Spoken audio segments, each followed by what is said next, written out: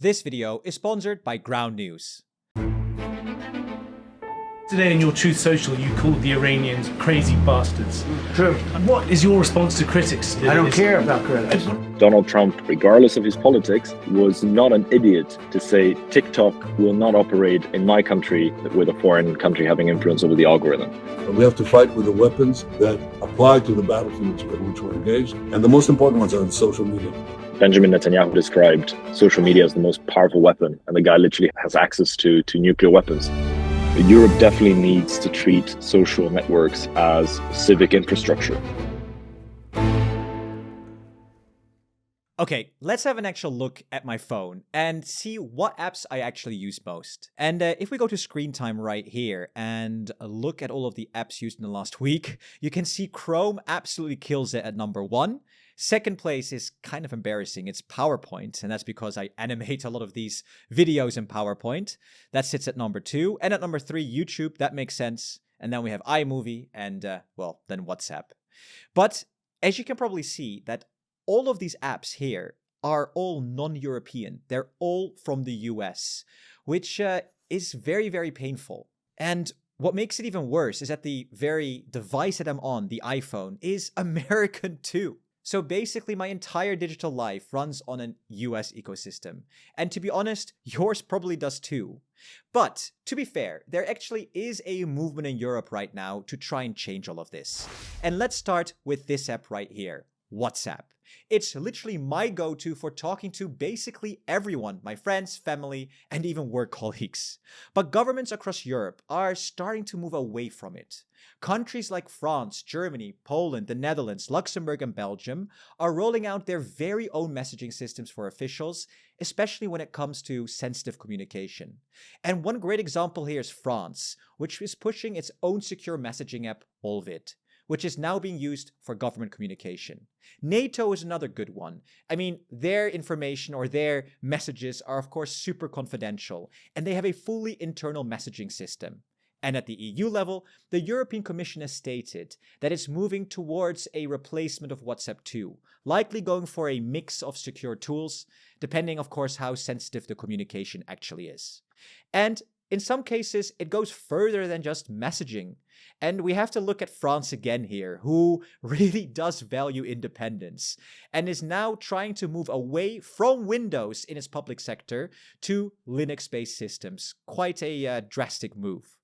But at this point, we do really have to be real for a second and actually look at how big US influence is when it comes to messaging apps and social media. Because we cannot sugarcoat it. It is so big. Take WhatsApp. It has around 2.9 billion monthly users. That's more than a third of the entire global population using it every single month. And the crazy part is, it's not even the biggest app out there. That title still goes to no other than Mark Zuckerberg for his original app, Facebook, with around 3.1 billion users. That's roughly 37% of the world logging onto the same platform every month, which, is just insane. Then, in third place, you have this very platform that you're on right now, YouTube, with around 2.7 billion users. After that, you get platforms like Instagram, TikTok, and WeChat, and then the slightly smaller ones like Messenger, Telegram, LinkedIn, and Snapchat. And this is where it gets interesting, because if you look at all of these major platforms, 7 are American, 2 are Chinese, and 1 is technically based in the UAE, Telegram. But even that one isn't really Emirati. It was founded by Russian entrepreneurs, and its roots are much closer to Russia than the UAE. And if we zoom out and look at the big picture, the global social media landscape is basically dominated by just 2 countries, the United States and China. And yeah, if we talk about Europe, not one social media app is in the top 30. I mean, just think about that. A continent with over 700 million people who use social media every day, and not one single app is European here in Europe. It's a very sad story. But at EU Made Simple, we do want to stay positive, because it's not like these apps don't exist. There are actually European alternatives for almost everything we use. Instead of Facebook, there's Mastodon from Germany. And instead of WhatsApp, there's Threema from Switzerland, or Element from the UK, or Olvit from France. Or instead of YouTube, where you're on right now, there's Dailymotion or PeerTube, both from France. And there's many, many more. So the apps are there, but if once again we are very honest with ourselves, how many of these apps do you actually have on your home screen on your phone right now?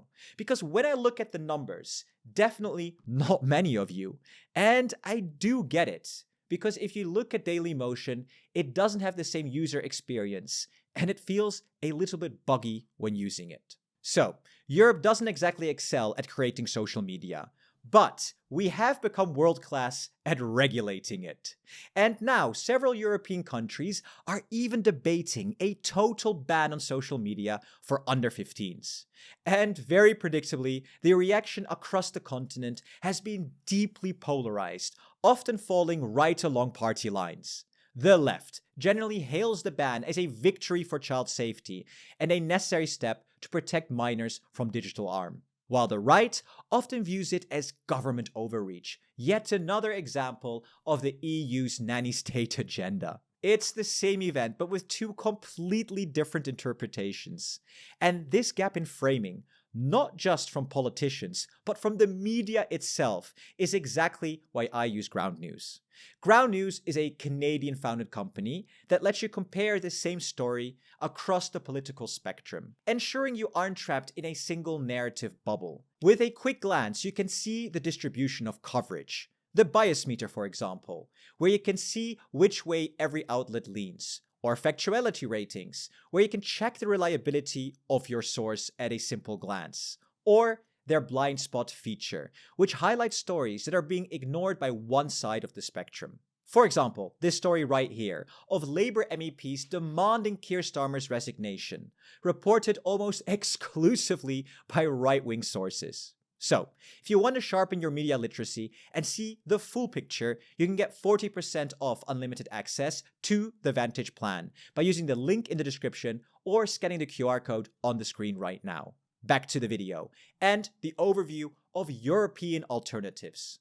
Now, to be fair, when we look at Instagram alternatives, there is actually some hope right here in Europe, and it comes out of Paris and Luxembourg. First, there's BeReal, and a colleague that I work with in the office was super disappointed when I told them I had no idea what this app was about. So, in case you're like me and you haven't used it, once a day you get a notification at the same time to snap a photo of whatever you're doing, without filters, without staging, basically just real life. And it's now hit over 40 million monthly active users.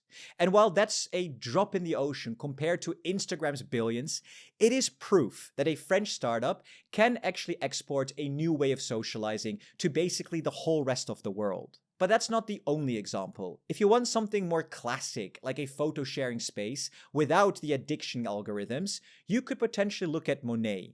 And we actually spoke with their CEO, Christos Floros, about what makes Monnett different from other social media apps out there. We are removing the algorithm by design, and we are pro-democracy and pro-social by design. In essence, we're saying people should see chronologically what is being shared, and there shouldn't be an algorithm manipulating public opinion and what gets put front and center. It's honestly quite a cool app, and it's getting better with each version. And here at EO Made Simple, we started using it. But let's now get to the core of it. Why is any of this actually important?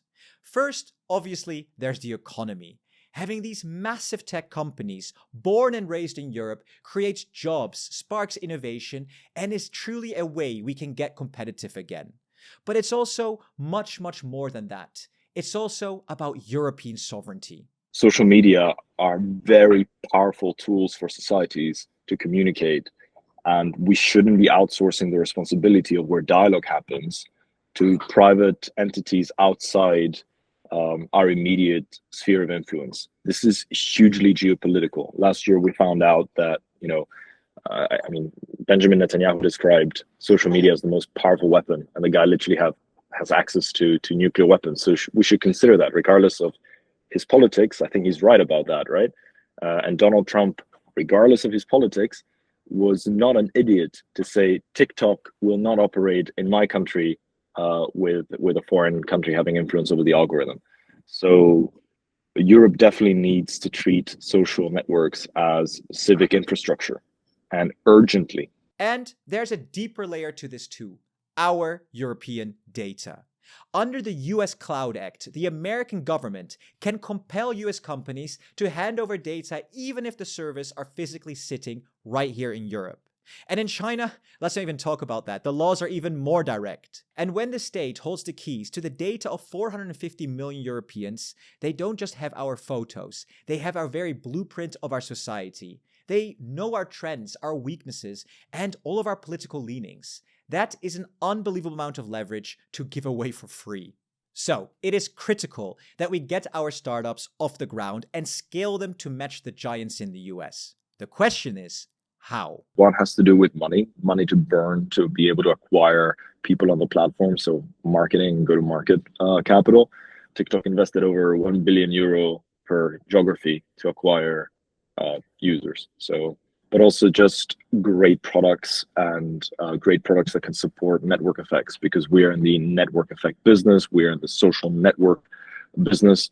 And that requires great products. So that's why also, made in Europe alone is not going to win. We need to create the best possible experience. This is what I think. As you've noticed in this video, I think it's critical that we build our own European giants. We do not want a foreign company to shape our public opinion, our political discourse, or even our social stability.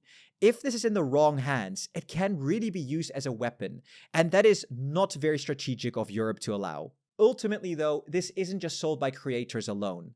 The real shift happens when Europe builds products that are not just alternatives, but better or just different than the ones that exist today. Then users will move. And again, I think BeReal is a good example here of where users have actually moved to. And that also brings us to serious investment. And I would really like to highlight the example of TikTok again, who spent €1 billion per geography on getting users to the platform. And I think something like that definitely also has to be done on a European level. We need a great product, of course, and then next to that, lots of investment to get creators and, of course, consumers to these platforms. And I'm gonna say it, Eurobonds, which we've talked about a lot in the last couple of videos, might be one way to do it. So, thank you so much for watching. And if you want to dig deeper into media bias and understand how stories are being framed, check out our sponsor, Ground News. You can get the Unlimited Access Vantage plan with 40% off by using the link in the description or the QR code on the screen right now. Thank you so much for watching, and see you in the next video.